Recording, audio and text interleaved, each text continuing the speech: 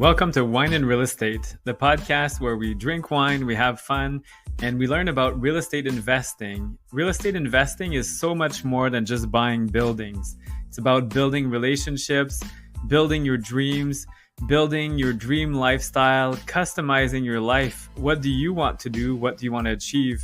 It's much more than money. It's more than getting rich. It's a different type of wealth. It's the wealth of time, the wealth of freedom. And now let's get to the wine and the real estate.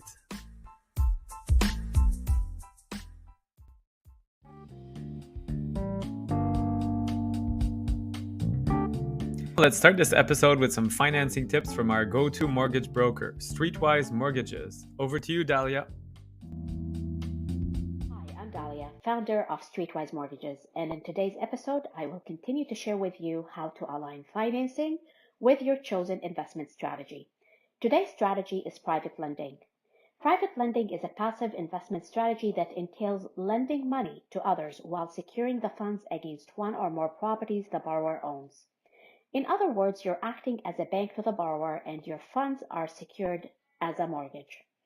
These mortgages can be in first position or second, third, fourth, or nth position behind other lenders. The higher the number, the higher the risk, and I highly suggest against anything in third position onward, even if the returns look fantastic on paper.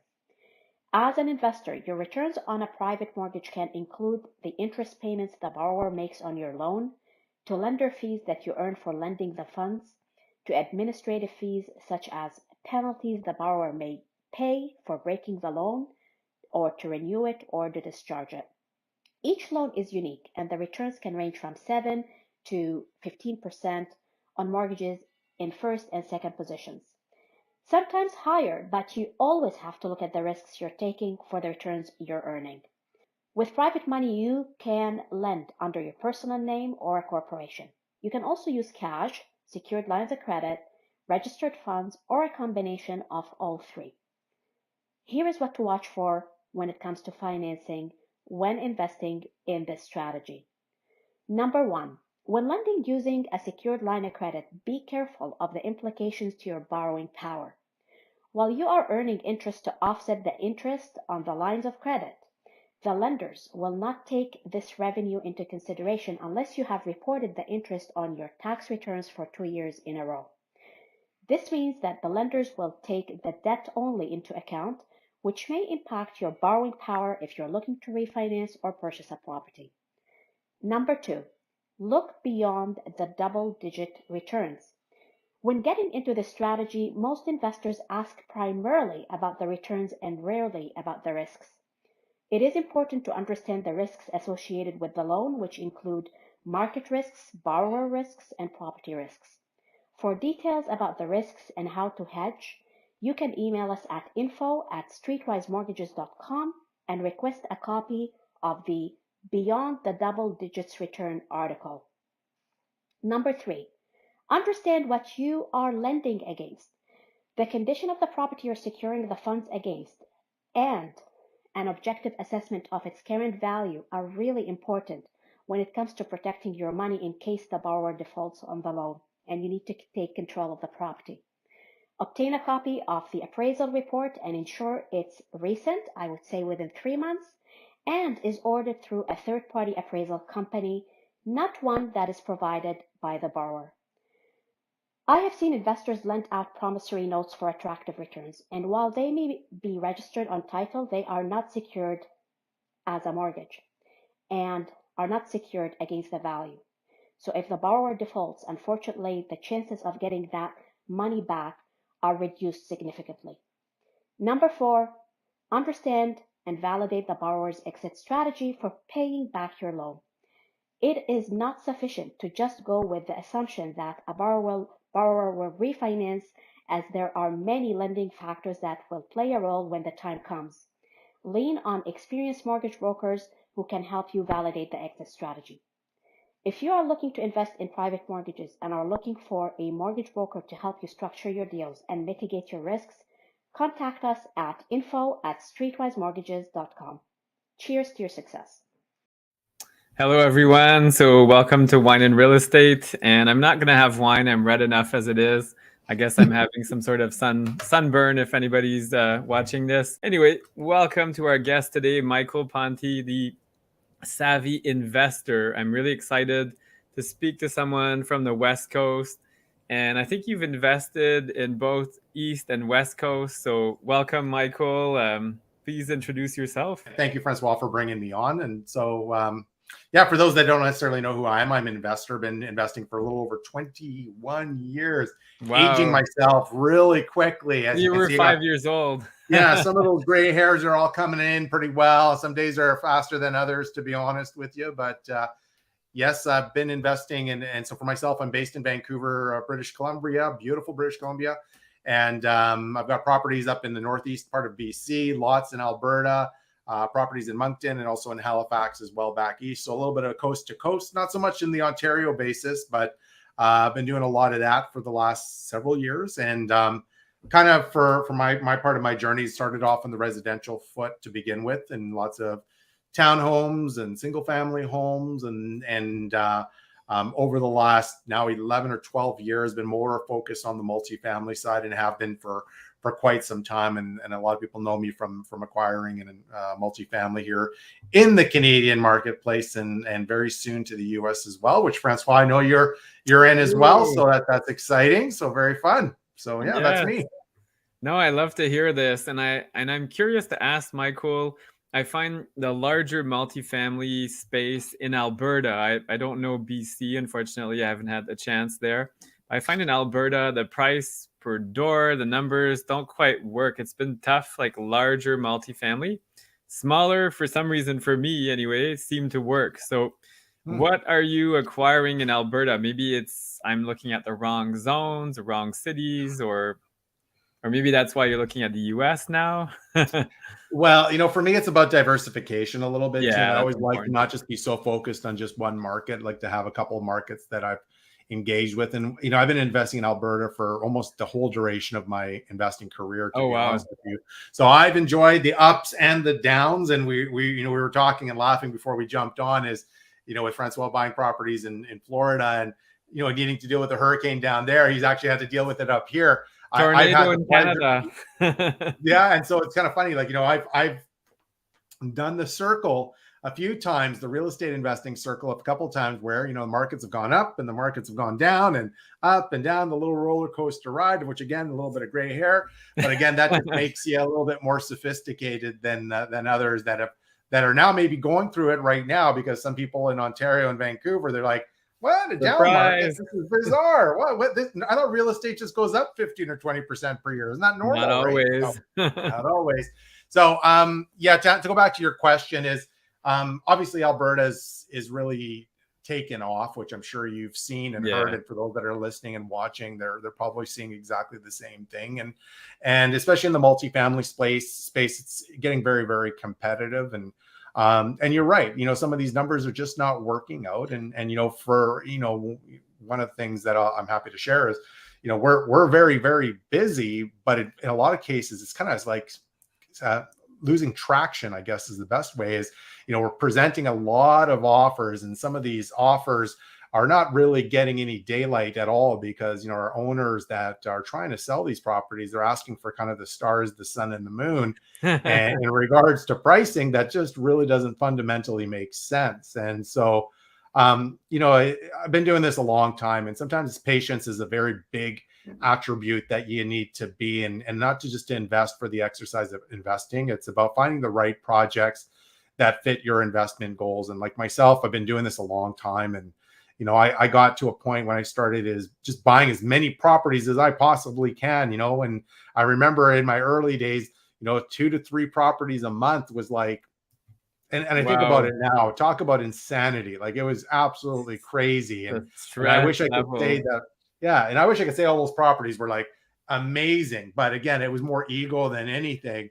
But, over time, it's about finding the right projects. And more importantly, it's not going in there emotionally, with an emotional approach. It really, you need to be using this and asking yourself, this makes sense, yes or no. And even for myself, we're very actively trying to acquire properties, and especially in Alberta, we like that market a lot.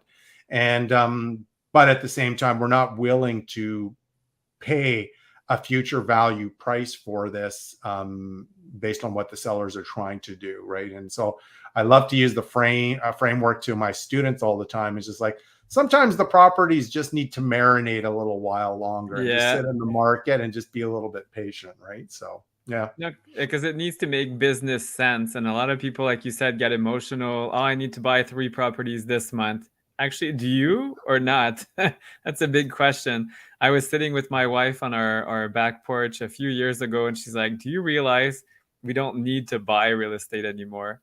I'm like, Mm-hmm. yeah, we don't. It changes things. Like a lot of people put pressure on themselves to buy whatever, and then they end up with bad deals. And like you said, Alberta, you're paying the future value, but that's future potential value. What if things crash big time, like you've seen before, and then the future value is not there? So you Yeah. always have to be careful. Like cash flow is very important, equity, absolutely, appreciation, all those fundamentals. Yeah, like I think for us in our strategy is the property needs to make sense from day one, and That's and it. for us in the multifamily space, and I'm sure you're in the same process too, Francois. It's just like multifamily, you have the ability to get forced appreciation, and so I Yeah. look for those opportunities and not be so dependent on what the market is going to do, No. and because we just don't know.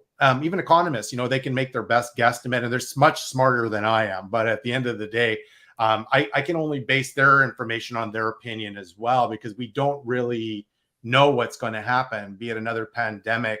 Yeah. Lots of talk about recession right now, and we're seeing it with inflation prices all over the world, and it's having a hindrance in multiple different markets. And so the key that you need to really ask yourself is, are you buying it because there's truly a potential, or you're just kind of hoping and praying a little bit that the market will continue to go up? And to your point, Francois, I've seen it, and again, been doing this a long time. And if I Yeah. could share some advice to your listeners, it's be very, very careful. Just because of past precedent of we got in regards to what the market's done doesn't mean that's an anticipation of what the future is going to be as well. And I've seen people invest saying, well, you know what, rents have gone up, 15 to 20% for the last 3 years. So if it does that next year, I'm in a good position. And so I'm okay to pay more for that. And again, it's a hope and a prayer, as I reference. And then I've seen investors, very, very sophisticated investors, that really, the last recession in Alberta, which is 2016, 2017, and it was a very painful one, very Yeah. painful, really, had a very significant impact to themselves and their families, right? And so we don't want that to happen to any investors. It's just be cognizant of what's your investment goals. Don't buy it based on ego, and don't buy it because, oh, you know what, I saw Francois buying 3 multifamilies this last month, so I got to keep up with Francois, and that, and then truthfully, that's not the way you do it. Don't get ego out of the way, get it completely out. Really focus on why you're doing this to begin with, and find the right projects to fit your investment goals. So Yeah, and compare yourself to yourself as well. You don't know what's going on. Like you said, it's been stressful at times, and the gray hair and everything. And it's not always easy as well. Some people make it sound easy, but you don't know what's happening behind the scenes. And I love your analogy, buy them something that works right now. It's like buying clothes. I'm gonna buy them two sizes too small and hope to fit in those clothes at some point. Well, that may or may not happen. So be careful, because if that's all you're left with, do you want to squeeze into those pants or whatever it is? So I like yeah, that comparison. Then I'm going to quote my mom. I hope she doesn't tune in, but she buys a lot of small stuff. She's like, yeah, I'm going to fit in. I'm like 2 sizes away from fitting in, or 1 size. And yeah, I did that as well. Wrong move. It's a wrong little move. snug, and then it shrinks in the dryer. So that's just like the environment for real estate. You buy it, it's already very tight or not even good. And then there's a crash and recession, people lose their jobs. So they're not as willing to pay those high rents, top dollars. And then Yeah. you go down, and yeah, a lot could go down. So Michael, you mentioned the US. Can you tell us more? Like, have you targeted some markets, or what's happening there? You know what? I'll be really, really honest. You're way ahead of me, to be frank. It's a market that we've yet to spend a lot of time doing our assessments and analysis. And but the one thing I've been waiting a little bit more so is just obviously waiting for the Canadian dollar to kind of see a little bit more, Yeah. get a little bit closer, because obviously that's another factor you need to take into account when you're investing in the U.S. as well. And so, we are definitely at its infancy in regards to due diligence in the markets and where we're going to look and going through the right steps to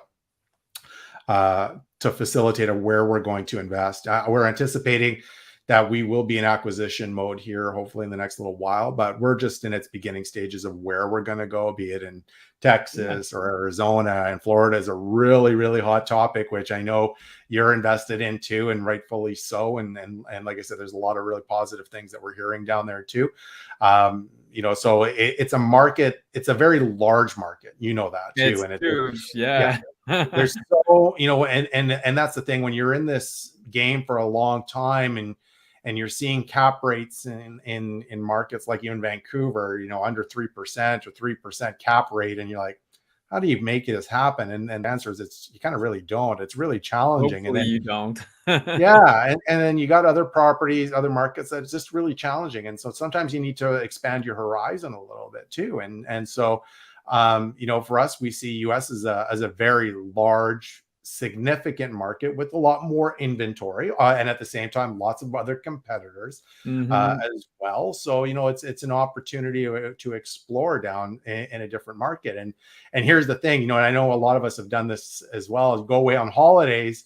And us as investors, when we're going away to a specific city, checking out real estate. Let's see what's going on around here. So for me being Portuguese, now things kind of opened up. We're actually heading out to Portugal, and I'm actually getting my dual citizenship now too. And so with that being said, I'm like, I wonder what could happen there. So it's one of those things, and you can appreciate this because you're an out of town investor, no different than anybody else. It's just like once you've overcome that hurdle that you can invest anywhere, you literally can invest anywhere. And so even the moon and Mars are possibly interesting. Absolutely. As long as the tenants are paying, right? And that's the most important part. But I think it's important is don't be closed-minded that you have to invest in your own backyard. If the numbers don't work there, you got to kind of look somewhere else. And so exactly like you've done yourself, I'm assuming based in Florida, it's just like, hey, sometimes it's good to look at some other markets and seeing what's happening there, because maybe the markets that we've been looking at for quite some time is kind of coming to an end, right? And that's okay. And so for me, I always like to look at as many options as I possibly can. We see ourselves in the US. What markets at this point in time we've yet to kind of really done a deep dive, but next time I'm on here, I'll probably have more details for you guys. No, that would be excellent. And so the US, I agree with you. It's a bit painful when you're exchanging your money. My goal, and I hope your strategy is similar, is to send kind of seed money and then no longer send any money. I want this project to kind of self-sustain from now on. Same with Portugal. Imagine the euro switching. That exchange rate is very, very painful compared to the US dollar. Exactly. But once you're done, now you're earning euro income or US income as well. So it's not so bad. It's once when you're constantly exchanging money, you lose so much through the exchange rate. So for sure. I wanted to cover something else maybe you're not as familiar with, but just since we're talking about international investments, Canada and the US, it's kind of a boom and bust like Alberta. You never know, things can go up and down, but there's cash markets. So I'm currently really enjoying Central America, South America as well, because everything is bought cash. There's little to no financing down there. And which means very little appreciation and very few crashes. People can't lose their houses because they're paid off right from day one, pretty much, or even apartment buildings and things. So maybe something to consider if this gets really bad in Canada, you look at cash markets and see how it goes. I'm not sure. I agree with you more. Yeah, like it's important to explore some of these different things, and that's the key is, and being from Vancouver, we've got a real there's actually a perspective here in Vancouver that the markets just continue to appreciate like 15% per year. It's Yeah. just the thought process that's the case, not realizing that you've got one, not maybe even two generations that have not really seen a market dip, like they've not seen a decline. So that's just the assumption that's happening. And so it's good to explore different options. It's good to explore different markets and learn about different markets. It makes you a better and more sophisticated investor. And it's not that you need to invest in your backyard. No, it's about what are your investment goals. It always goes back to that. What's the objective here? What am I trying to accomplish? And if you can't do it in your backyard, don't be afraid to kind of explore some different areas, different markets. And you know this too, is when you set up your right team in your market, then it's just managing your team effectively, and it's not that difficult. And in this day and age, like you and I, it's just like we're doing a virtual call right now. Yeah. You can do the same thing too, right? It works very, very well. Technology's in our side here, right? So it does, and Google Translate is amazing. So for Costa Rica, my Spanish is, I'm working on it anyway. So using WhatsApp, you can use Google Translate, and you sound really good. And on WhatsApp, and of course you can get served in English and stuff. But going back to investing outside of your market, your family is Portuguese, mine is French, so our ancestors saw things as well in Canada, and now we're seeing things maybe in the old countries and other areas. So there's a reason why there's this kind of global shift. People came to Canada after wars. Like I know a lot of Portuguese came to Canada after Second World War. France was a lot longer ago, like the 1600s. I think my great grandparents were criminals or something, prostitutes, who knows. So anyway, they had no other way of living, so they came to Canada, the land of opportunity. But now, if the opportunities are constrained, then you can look elsewhere and not feel bad about it. It's actually a fun thing. You can integrate travel within your business, even if it's just to the US or different parts of Canada. Totally agreed. Yeah, like I know for us, we're not just saying that we are investing. It's just opened our eyes, and for us, we for myself is just getting my citizenship there, but it's not for me per se as it is for my kids. And so then they've got more flexibility to do whatever they want. And if they don't like the way the economy and things are happening within Canada, they can go somewhere else and explore their other options. And I think that's actually a beautiful thing. And as I'm going through the process, I'm also asking, well, why not? This is another benefit of being in the business of real estate investing is you can really work from anywhere, to be really honest with you. Freedom of location. Totally. Right. And so, again, it gives you opportunities, flexibility, explore different things. Let's just say I move to Portugal and I find a property in Portugal. Am I going to manage that property? I am not going to be managing that property. I'm going to hire a team to do that, even if the property was literally right beside the one I'd be living in. I just have no desire. I'm a big believer in working on the business, not in the business. Thank you very much. Right. So, and that's true. And then culturally as well, like you need to know the little differences as well. So it's very important to hire out, especially in those remote markets. There's little things, little nuances. Even I myself from Ontario versus Alberta, there's a bit of a cultural difference. People live differently. Winter is a lot harsher in Alberta. I find we get a lot more snow in Ottawa compared to Calgary, but it doesn't get as cold as quickly and as often. The Chinooks and those things I didn't know much about. I only heard about it in school. And snow melting and things. You learn about things like Ottawa now is becoming maybe a tornado zone. Who knows? It's been a few years. So there's things you learn from locals, and it's important to leverage that. So, Michael, about the Savvy Investor, you host a great Facebook group. I'm a member, and there's all kinds of great content. Can you tell us more about, for those that are listening? Sure. Yeah, no, I appreciate you. Thank you for letting me share about it. It's for those that are on Facebook, I highly recommend you join us. Just go to Savvy Investor. It's a community of investors literally all over North America, mostly predominant in Canada, but we got lots of investors in Australia and the US and all over the place, in China. And it's kind of cool to engage with lots of people. But these guys are like, they're doers. Like, these individuals are doing some amazing things. And it's a platform where everybody's willing to share and be open and talking about their journey. And I always love the saying, it's the good, the bad, the uglies in real estate. And this too, it's like, it's not all sunshines and roses that we're all driving Lamborghinis and all this stuff. Yeah, it's not, it's truthfully, it's actually the real stuff that happens in the day-to-day operation. And I'm a big believer that the best lessons are actually from mistakes. But instead of learning from your own mistakes, why not learn from other people's mistakes and let them share some of their examples? OPM, right? It's a new one, right? Other people's mistakes. Right. And we want to wish them all the best in regards to avoiding those things. But at the end of the day, that's what the platform's about. It's a community where everybody can kind of share, talk, encourage each other, motivate each other, and talk about all things and all aspects called real estate investing. So definitely come check us out. You're more than welcome to join Savvy Investor on the Facebook page, or you can even go to our website. It's called thesavvyinvestor.ca, thesavvyinvestor.ca. And we've got regular events and regular different topics that we bring out, and lots of different great, amazing things that we share to help all investors to be successful in this journey called real estate investing. So, yeah. Yes. Well, I'll have to do some more digging. Some people from Australia. I'm curious now. I heard they have some nice wineries, and you too in BC, Okanagan, and there's some nice wine regions. So when you come back out, Francois, when next time you're out there, and if you're out there, we'll come and meet up. I'll take you to some great wineries, beautiful stuff out that way in the interior. So yes, yeah, no, I've heard some great things. I'm actually, for those listening, in a few weeks, I'm interviewing the Okanagan Wine Club. So the one of the founders, it's a wine club. And anyway, I don't know much about BC wine.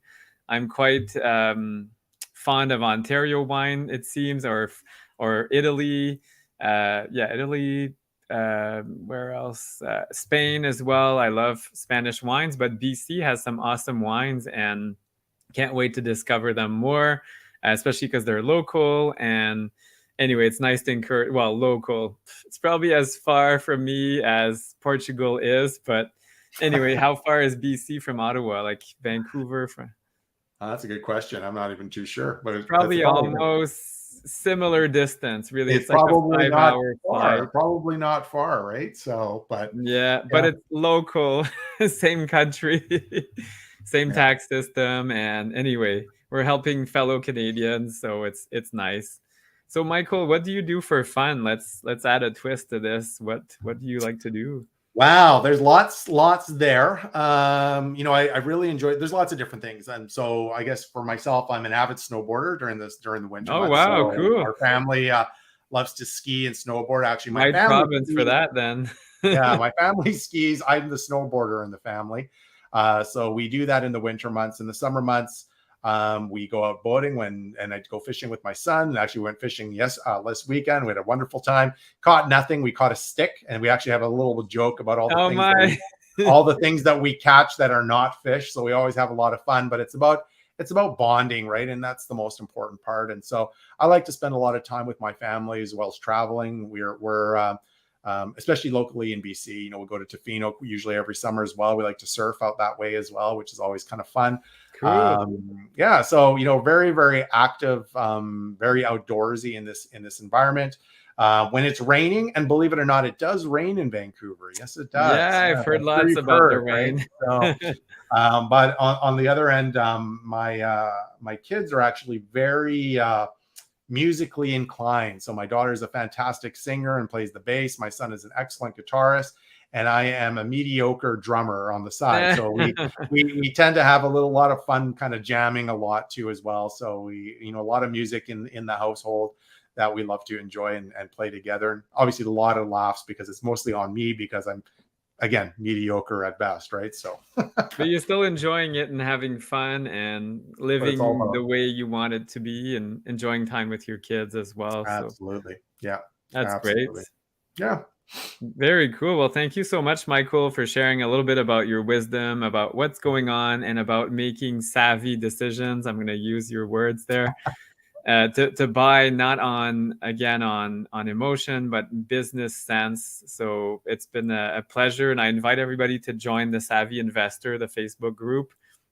and to reach out to you, what's the best way if someone wants to find out more about what you do? And Sure. Yeah. If you ever want to learn about myself, again, highly encourage you go to our website, thesavvyinvestor.ca.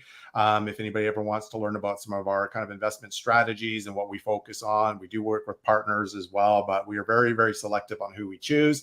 But at the end of the day, it's about making sure it's the right fit for both sides.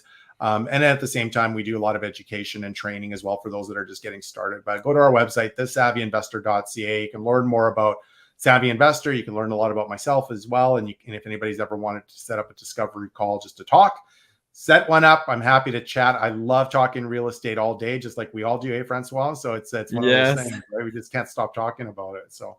And maybe you'll play some drums for your guests. Well, I don't know if they really want to hear that, but sure.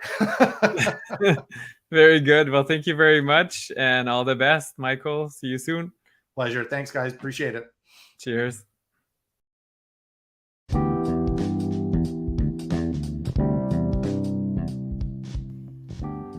Hey there, listeners. We hope you enjoyed this latest episode of the Wine and Real Estate podcast. Yes, absolutely.